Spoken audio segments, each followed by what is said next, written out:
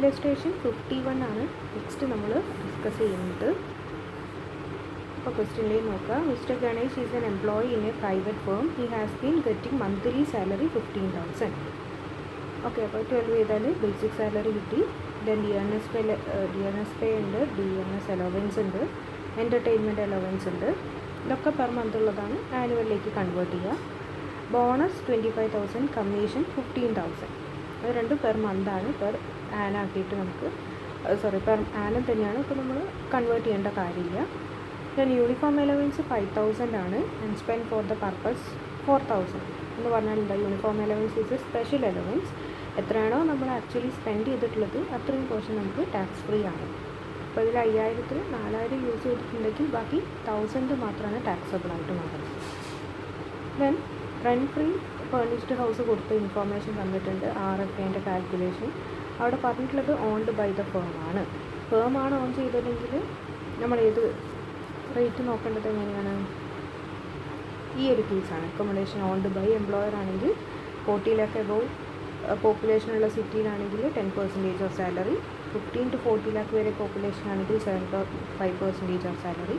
And all other cases, അതായത് 15 below പോപ്പുലേഷനുള്ള സിറ്റീസാണ് അല്ലെങ്കിൽ area ആണ് എന്നുണ്ടെങ്കിൽ 5% ഓഫ് സാലറി ആണ് പെർക്വിസിറ്റിൻ്റെ വാല്യൂ ആയിട്ട് വരുന്നത്.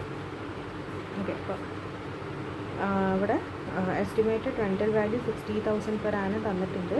ആ റെൻ്റൽ വാല്യൂ നമ്മൾ എടുക്കേണ്ടത് എപ്പോൾ മാത്രമാണ്? എംപ്ലോയർ ഓൺ ചെയ്യാത്തതാണെന്നുണ്ടെങ്കിൽ, എംപ്ലോയർ റെൻ്റലിന് എടുത്തിട്ട് എംപ്ലോയിക്ക് പ്രോപ്പർട്ടി ഹൗസ് കൊടുക്കുകയാണെന്നുണ്ടെങ്കിലാണ് റെൻറ്റിൻ്റെ കേസ് നമ്മൾ കൺസിഡർ ചെയ്യേണ്ടത്. ഇതിൽ സ്പെസിഫിക്കലി എടുത്ത് പറഞ്ഞിട്ടുണ്ട് ഓൺഡ് ബൈ ദ ഫേം. അപ്പോൾ നമ്മൾ ആ പെർസെൻറ്റേജ് വെച്ചിട്ട് സാലറീൻ്റെ കണ്ടാൽ മാത്രം മതി. ദെൻ വാല്യൂ ഓഫ് ഫേർണിച്ചർ എന്ന് പറയുന്നത് 40,000 ആണ്. അപ്പോൾ അത് ഫർണിഷ്ഡ് ആണ്. ഫർണിഷ്ഡ് ആവുന്ന സമയത്ത് ഫർണിച്ചറിൻ്റെ കോസ്റ്റ് ഓഫ് ഫർണിച്ചറിൻ്റെ 10% കൂടെ നമ്മൾ ആഡ് ചെയ്യണം. 40,000-ൻ്റെ 10%, 4,000 കൂടെ നമ്മൾ RFAൻ്റെ കൂടെ ആഡ് ചെയ്യേണ്ടി വരും. He also gets noon meals and refreshment from the firm costing 10,000 and 3,000 per annum respectively. അതെന്താണ്? മീൽസ് ആണെങ്കിൽ അപ് ടു 50 വരെ എന്താണ് ടാക്സ് ഫ്രീ ആണ്. റിഫ്രഷ്മെൻ്റ് ആണ്, ടീ, സ്നാക്സ്, റിഫ്രഷ്മെൻ്റ് ഒക്കെ. അപ്പോൾ അതിൽ നൂന് അല്ലെങ്കിൽ മീൽസ് എന്ന് പറയുന്നത് നമ്മളിപ്പോൾ 50 എബോവ് ആണെന്ന് ഇൻഫർമേഷൻ തരാത്തത് കൊണ്ട് അത് അപ് ടു 50 വരെയുള്ള മീൽസ് തന്നെയാണ് നമ്മൾ അസ്യൂം ചെയ്യുക. അങ്ങനെ ആവുന്ന സമയത്ത് നമ്മളത് ടാക്സബിൾ ആയിട്ട് എടുക്കേണ്ട കാര്യമില്ല.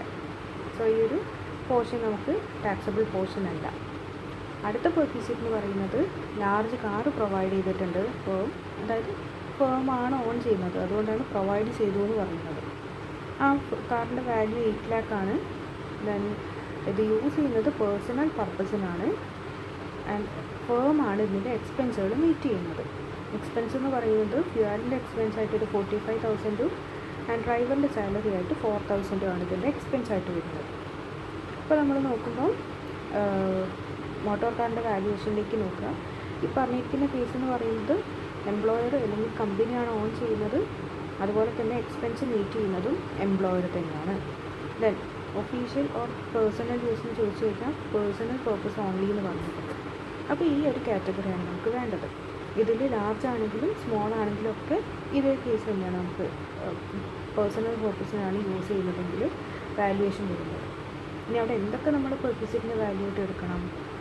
Expense incurred by employer, then ഡ്രൈവറിൻ്റെ സാലറി ഉണ്ടെങ്കിൽ അത്, അസറ്റിൻ്റെ വാല്യൂവിൻ്റെ മുകളിൽ 10% ഡിപ്രിസിയേഷൻ, ആൻഡ് എംപ്ലോയിൻ്റെ എന്തെങ്കിലും എക്സ്പെൻസുകൾ വന്നിട്ടുണ്ടെങ്കിൽ, എംപ്ലോയിക്ക് എക്സ്പെൻസ് വരികയാണെങ്കിലും എംപ്ലോയർക്ക് എക്സ്പെൻസ് വരികയാണെങ്കിലും ഒക്കെ ഇത് വേൾഡ് പെർക്വിസിറ്റിലേക്ക് ആഡ് ചെയ്യേണ്ടതാണ്. അപ്പോൾ ഇതിൽ നോക്കുകയാണെന്നുണ്ടെങ്കിൽ കോസ്റ്റ് തന്നിട്ടുണ്ട് 8 lakh എന്നുള്ളത്. അപ്പോൾ 8 lakhൻ്റെ മുകളിൽ 10% കണ്ടാൽ നമുക്ക് ഡിപ്രിസിയേഷനായി. പിന്നെ പേഴ്സണൽ പർപ്പസിനാണ് അതിൻ്റെ റണ്ണിങ് എക്സ്പെൻസ്. ഫേം മീറ്റ് ചെയ്യുന്ന റണ്ണിങ് എക്സ്പെൻസ് 45,000 പെർ ആനം ഫ്യൂവലിനുണ്ട്, അത് ആഡ് ചെയ്യണം. അതുപോലെ 4,000 ഡ്രൈവറിൻ്റെ സാലറി ഉണ്ട്, പെർ മന്താണ്, അത് ഇയറിലേക്കായിട്ട് കൺവേർട്ട് ചെയ്തിട്ട് അതും ആഡ് ചെയ്യണം. ഇത്രയാണ് മോട്ടോർ കാറിൻ്റെ വാല്യുവേഷൻ്റെ വരിക.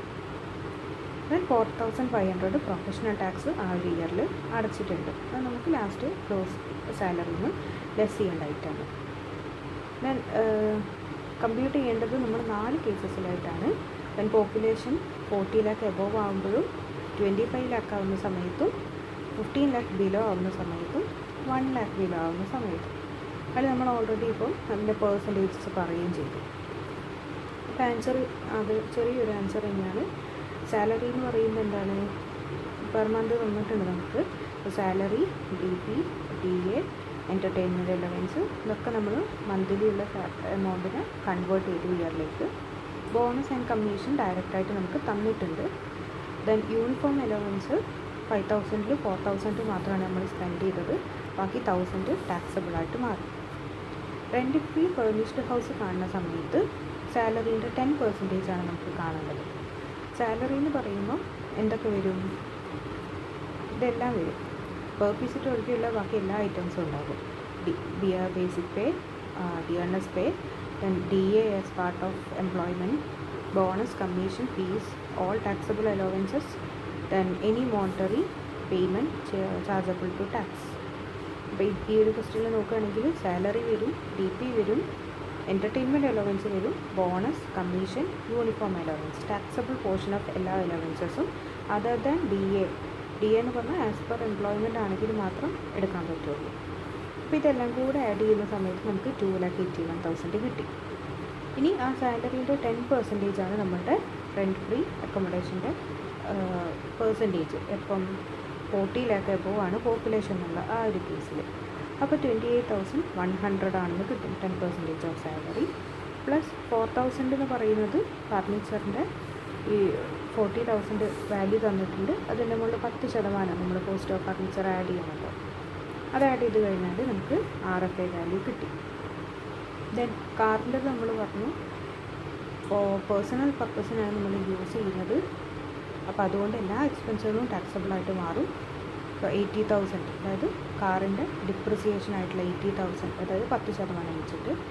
ദെൻ 45,000 അതിൻ്റെ ഫ്യൂവൽ ചാർജസും, 48,000 ഡ്രൈവറിൻ്റെ സാലറി നമുക്ക് പെർ മന്ത് തന്നിട്ടുണ്ട്. അപ്പോൾ ആനുവലി ആക്കുമ്പോൾ 48,000. ഇത്രയാണ് കാറിൻ്റെ എമൗണ്ട് ആയിട്ടുള്ളത്. സോ ഗ്രോസ് സാലറി കിട്ടും. അത് നമുക്ക് സ്റ്റാൻഡേർഡ് ഡിഡക്ഷൻ ആയിട്ട് ലെസ് ചെയ്യേണ്ടത് 50,000, പ്രൊഫഷണൽ ടാക്സ് 4,500. ഓക്കെ, ഇത്രയും ചെയ്ത് നമുക്ക് ഇൻകം ഫ്രം സാലറി കിട്ടി. ഇനി അടുത്ത കേസിൽ 25 lakh ആണെന്നുണ്ടെങ്കിൽ ആകെ ഈ ഒരു വാല്യുവേഷനിലാണ് ഡിഫറൻസ് വരുന്നത്.